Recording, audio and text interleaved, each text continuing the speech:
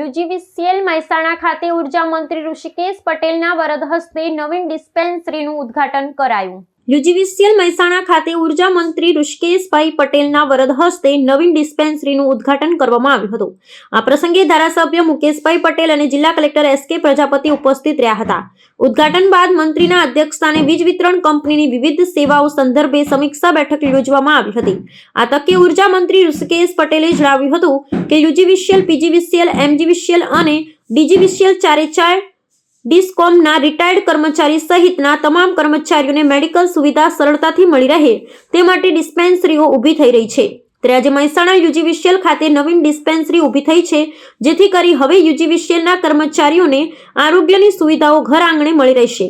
આ તકે જિલ્લા વિકાસ અધિકારી અને યુજીવીસીએલના ઇન્ચાર્જ એમડી ડોક્ટર હશરત જયસ્મીને ડિસ્પેન્સરીની સુવિધા અંગે માહિતી આપી હતી।